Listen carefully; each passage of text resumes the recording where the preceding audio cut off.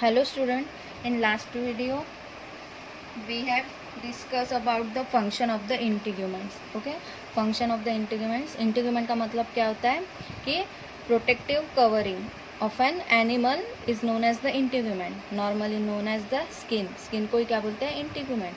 So what are the functions of the integument? इसके बारे में हमने देखे थे, जिसमें कि हमने protection, locomotion, dermal exoskeleton, secretion and the food storage, ये 5 हमने इसके फंक्शंस देखे थे. सो किस टाइप से प्रोटेक्ट करती है? प्रोटेक्शन किस टाइप से होता है? जैसे कि बॉडी पे जो स्केल्स होते हैं, वर्टिब्रेट्स के बॉडी पे स्केल्स होते हैं, जो फीदर्स, हेयर्स होते हैं, okay, this are the protective derivative. ठीक है, it reduces the force of the injury and prevent the excessive loss of the body moisture. Okay, और ये हार्मफुल बैक्टीरिया को अलाउ नहीं करते हैं स्किन के अंदर जाने के लिए, जैसे कि फर, फीदर, स्पाइन, ये सब होते हैं.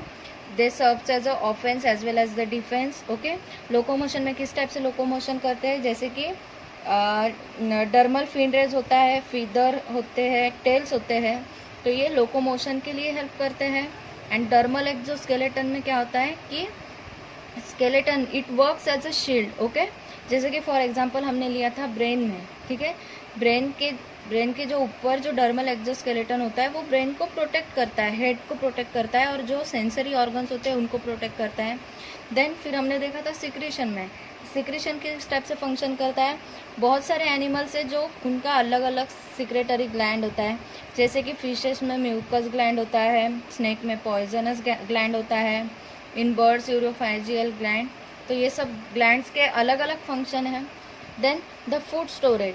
फूड स्टोरेज में हमने शेल्स और वेल्स का एग्जांपल लिए थे, जैसे कि वो अपने बॉडी में फैट स्टोरेज करके रखते हैं.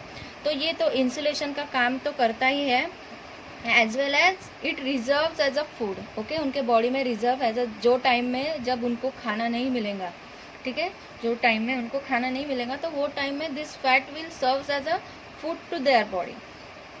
Then the next function is for the temperature control.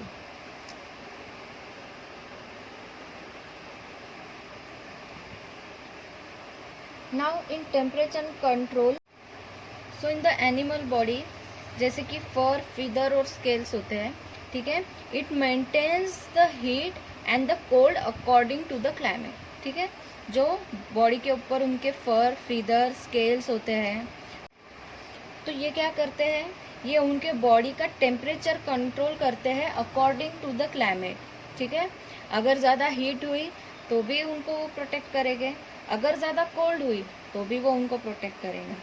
Okay, तो just like that in a mammals the sweat gland is present. Okay, sweat gland present होता है. जैसे ही गर्मी बढ़ती है तो स्वेट निकलना चालू हो जाता है, तो वो क्या करता है? वो बॉडी का टेम्परेचर कंट्रोल करता है. ओके, क्या करता है? बॉडी का टेम्परेचर कंट्रोल करता है. So in the warm blooded animals, for example like fur, feather and the scales. Okay, fur, feather and the scales insulate and conserve the body heat in the cold climate. क्या करते हैं? ये body को insulate करते हैं. That means it maintain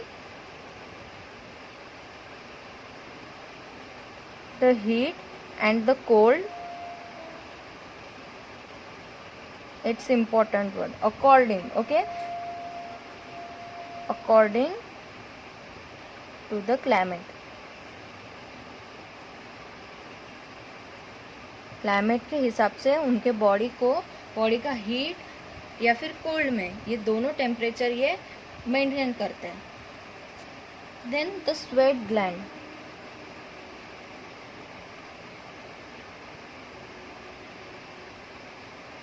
ये किन में प्रेजेंट होता है? ये in the mammals. these are present in the mammal. So this sweat gland provided the cooling by the evaporation in the summer. Summer के टाइम में क्या करते हैं? through the evaporation ये बॉडी का टेम्परेचर मेंटेन करते हैं.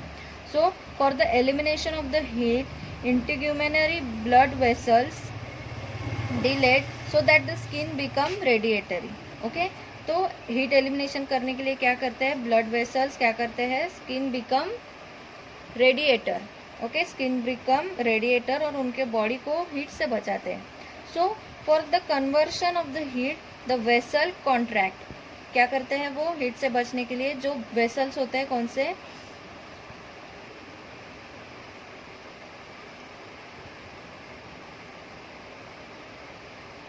इंटीग्यूमेंटरी जो वेसल्स होते हैं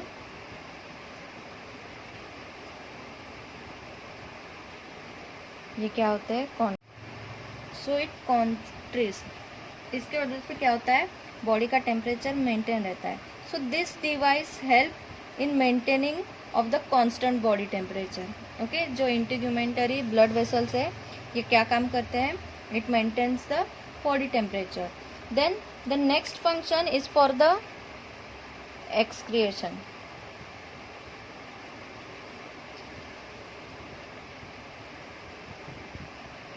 Now how it function as a excretion. अब excretion कैसे होता है? जैसे कि बॉडी के थ्रू, जो स्किन के थ्रू वाटर, सॉल्ट, जो यूरिया निकलता है, so it is eliminated in the sweat. Okay, it's eliminated in the sweats. और कुछ वर्टिब्रेट्स एनिमल ऐसे की है जो कि स्किन शेड करते हैं. फॉर एग्जाम्पल हम ले सकते हैं स्नेक का. स्नेक जो होते हैं वो कुछ टाइम के बाद अपनी जो स्किन है वो शेड करते हैं. This process is known as the ecdysis. Okay, this process is known as the shedding of the skin. This process is known as the ecdysis. तो ये क्या करते हैं? ये एक्सक्रेशन करते हैं through the skin. So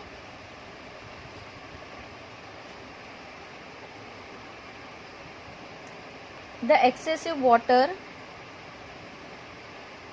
salt and the urea, it is eliminated in the sweat. Okay, it is eliminated in the sweat and the gills of the marine fishes containing chloride secretion cell. Okay, जो gills of the fishes जो है, so they contain the chloride secreting cell जिसके through वो eliminate करते हैं. Then the shedding of the skin during the ecdysis. Shedding of the skin during एसिडाइसिस.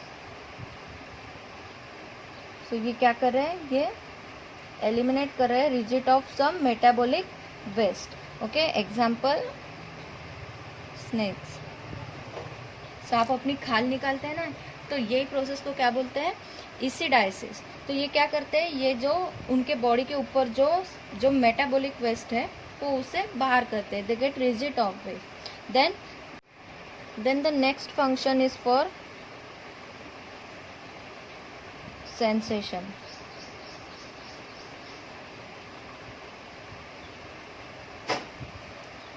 For example हम हमारी body लेते हैं. हमारे बॉडी में अगर कोई भी चीज़ का हमें सेंसेशन होता है तो वो किसके थ्रू होता है?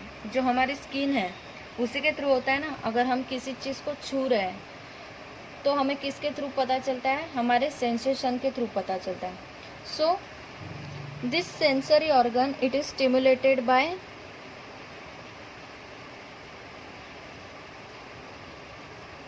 किसके थ्रू सेंसेशन होता है? Okay, it is stimulated by, किससे पता चलता है कि कोई चीज़, अगर हमें कोई चीज़ हम टच कर रहे हैं तो हमें किसके थ्रू पता चलता है? It is by the touch. Okay, touch के थ्रू पता चलता है. अगर बॉडी में पेन हो रहा है तो ये भी हमें सेंसेशन के थ्रू पता चलता है. Then the pressure, heat, cold and the climate.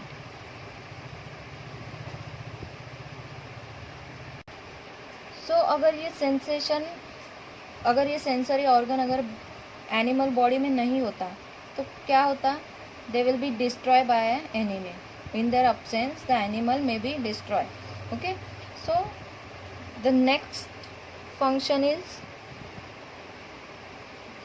For the sexual selection.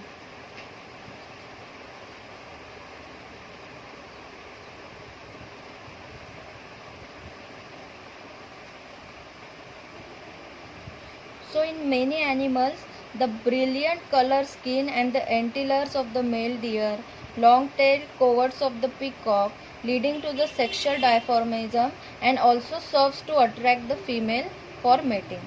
बहुत सारे एनिमल्स में कैसा होता है, जैसे कि उनकी कलर स्किन होती है,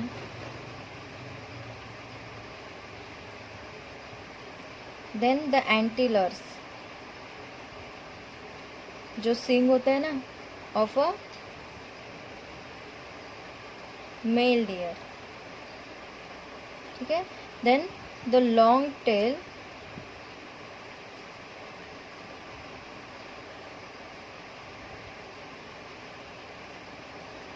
कोवर्ट्स ऑफ पीकॉक, जो मोर के कोवर्ट्स होते हैं, और ऐसे के बहुत सारे एग्जाम्पल हैं. तो ये किस लिए हेल्प करते हैं, ये for attracting female towards them. So बहुत सारे एनिमल्स में कैसे होता है, it's lead to the sexual dimorphism and also serve for attracting females toward them. Female को अट्रैक्ट करने के लिए वो क्या करते हैं, कलर शो करते हैं. मेल डियर, उनके पास एंटीलर्स होते हैं, and the peacock coverts. So ये सब है in the sexual selection. Now the next is miscellaneous. So ऊपर जितने हमने भी इसके फंक्शंस देखे, जैसे कि protection, locomotion, dermal exoskeleton, then the secretion, food storage, temperature control, excretion, okay, sensation, then the sexual selection. इसी के साथ साथ और बहुत सारे ओके फंक्शंस है स्किन के. तो जैसे कि in many mammals, okay, in many mammalian skin, जो कि सबैशियस ग्लैंड से, ओके, सबैशियस ग्लैंड से जो फैटी सब्सटेंस निकलता है, ओके, जो सबैशियस ग्लैंड से फैटी सब्सटेंस निकलता है, that is known as the sebum. अब ये सबैशियस ग्लैंड कहाँ प्रेजेंट होते हैं, so they are present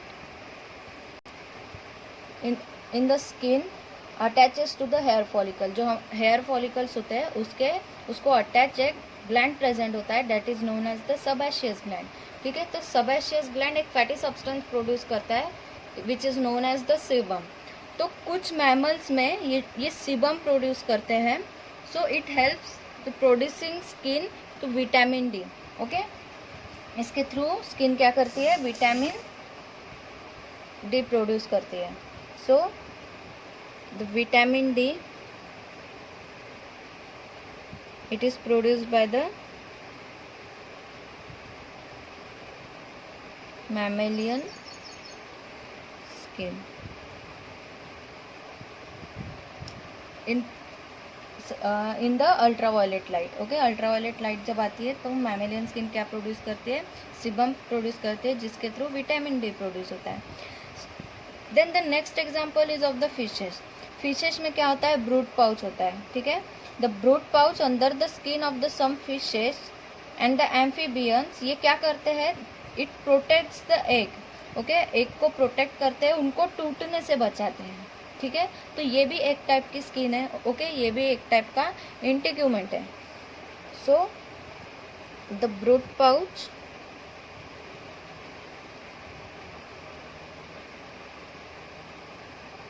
okay in fishes and the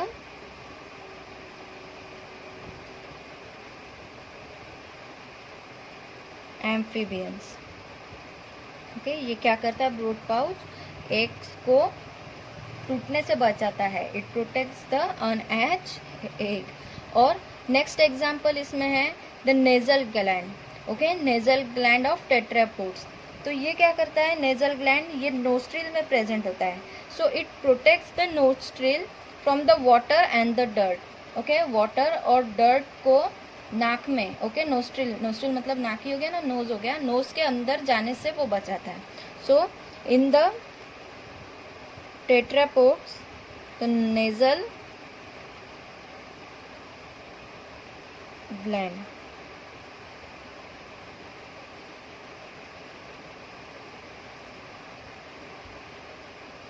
ये क्या करता है, ये वाटर और डर्ट को नोज के अंदर, नोस्ट्रिल के अंदर जाने से रोकता है. Then The next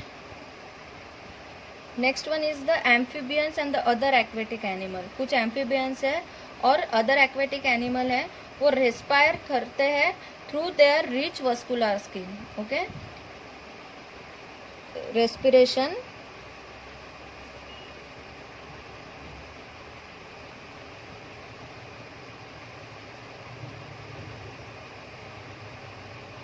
through the skin.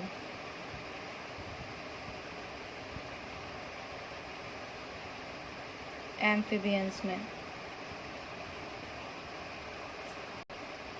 And the skin is also show the selective absorption of the oil, ointment, जैसे कि iodine होते हैं. Okay, then the beneficial sun rays, ये टाइप से भी प्रोटेक्ट होती है हमारी स्किन.